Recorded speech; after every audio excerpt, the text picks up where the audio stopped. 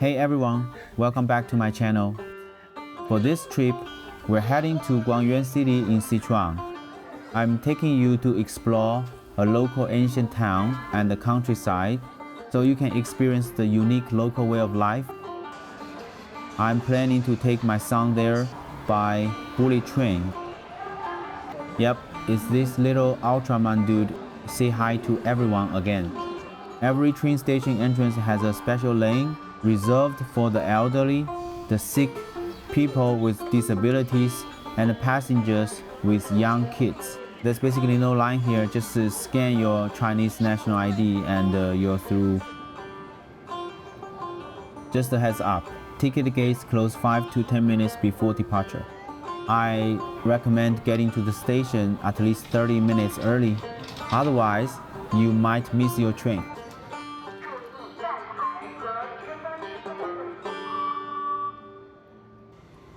We're taking an intercity bullet train, the ones with C in the train number. These trains run between neighboring cities, very frequent, kind of like a bus.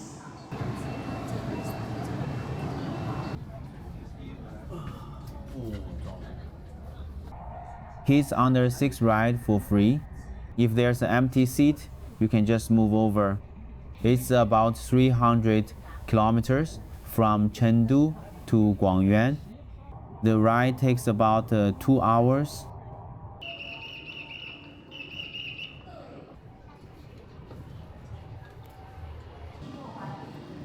So this is how the train cars are connected together. Now we're getting a taxi to a local ancient town.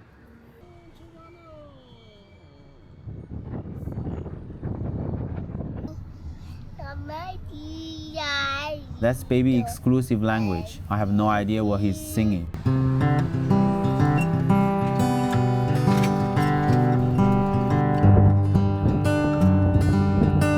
If I could only fly, I would fly so high, I would kiss the sky. It'd be so right, so right.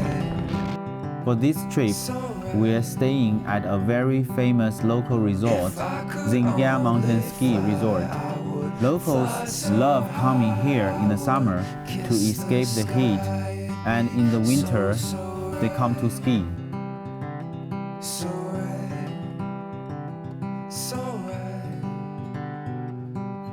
After a night of rest, we decided to go catch the morning market at Zhenjia ancient town.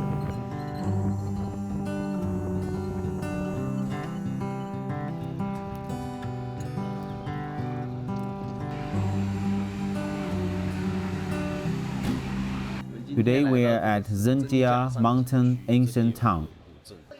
I plan to grab breakfast first, then take you to the market. There's a breakfast shop across the street. I want to try the local soy milk and fried dough sticks.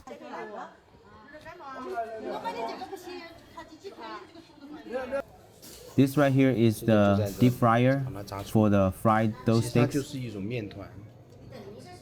Basically, it's just a lump of dough. When it goes into the oil, they stretch it into a long strip, and then it slowly puffs up. Once the surface turns golden brown, it's ready to eat. People usually cut it into small pieces. That way, it's easy to dip into sweet soy milk. The savory and sweet flavors blend together. One bite, and your mouth is filled with the aroma of fried dough and the sweetness of soy milk. Then you down the rest of the soy milk in one go. 2 bowls of soy milk, 1 fried dough stick, and 2 bowls of small noodles. Total came to 19 yuan. The noodles were pretty average, so I won't go into them. This is the commercial area of the ancient town. All these are renovated, replica-style old buildings. Nothing too special. Now let me show you the local people's market. Only here can you find the real local specialties.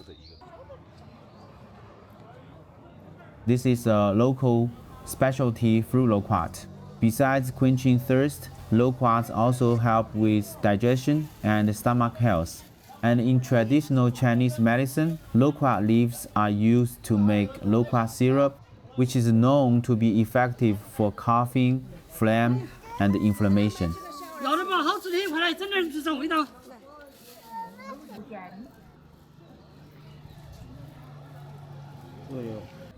This is a farming tool made from bamboo, a winnowing basket. They can be used as steamer baskets, fruit trays, or for drying vegetables.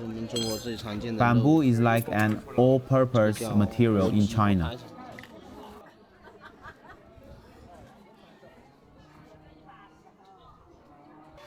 This is Chinese cured meat. It's similar to smoked meat in the West.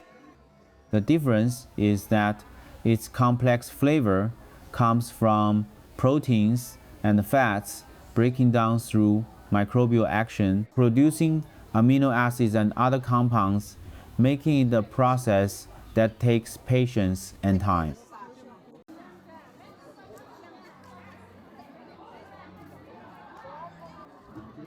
As everyone knows, China is a farming nation.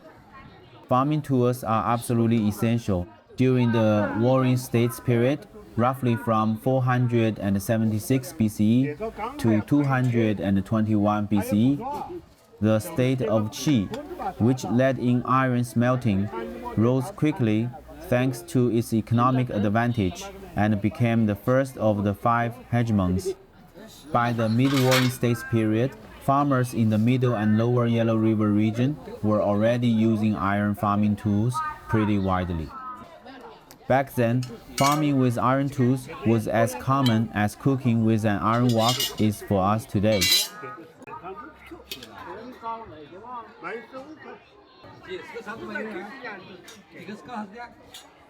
This is a local type of mushroom pine flower fungus.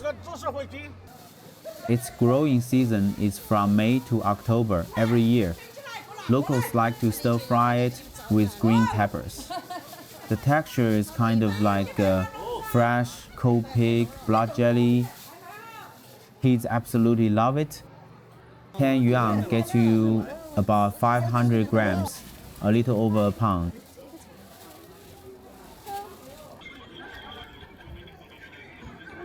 Everything sold here is either homegrown by villagers or foraged from the mountains.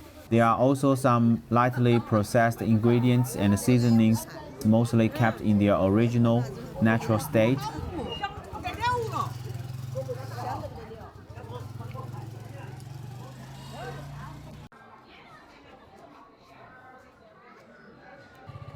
This is a pretty famous old street in the area Hangwang Ancient Street. There used to be a lot of wooden ancient buildings here, but due to age, many became structurally unsafe. Most of them were forcibly demolished, otherwise they risked collapsing. Usually, the local government provides some funding to help villagers rebuild new homes. This ensures every family has a safe place to live. So nowadays, many ancient towns aren't really authentic. Mostly, they're renovated, replica-style buildings. From what I know, the best preserved wooden ancient buildings are in Guizhou Province, China. This little alley reminds me of where I lived when I was a kid. Those are some of my most unforgettable childhood memories. Here's a yellow tabby cat.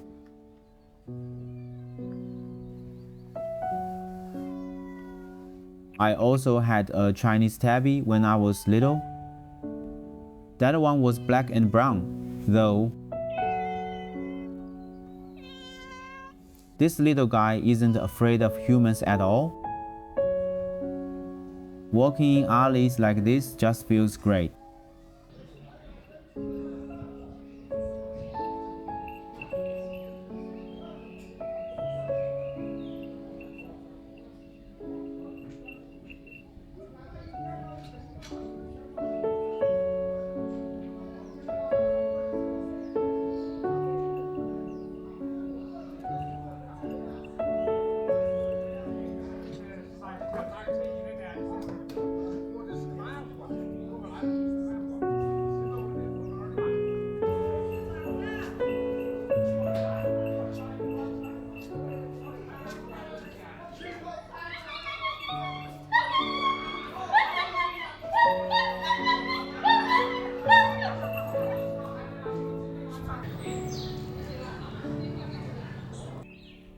Look what I found.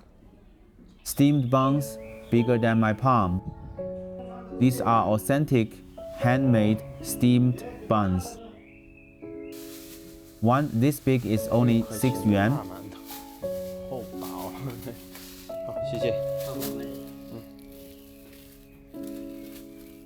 This bun must weigh at least 1,000 grams. This bun is bigger than my head. Now I'm going to find my son. In a minute, I'm going to place this bun on top of his head.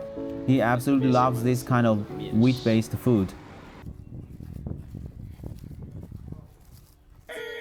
This little rascal is playing with a snail. Hold on to the bun tight and put it on your Star Cruiser. Come on, let's go.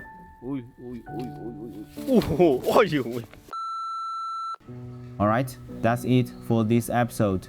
Next time, I'm taking you on a Chinese-style cave adventure. Let's check out some amazing scenery deep inside the mountains. So, see you in the next episode. Bye bye.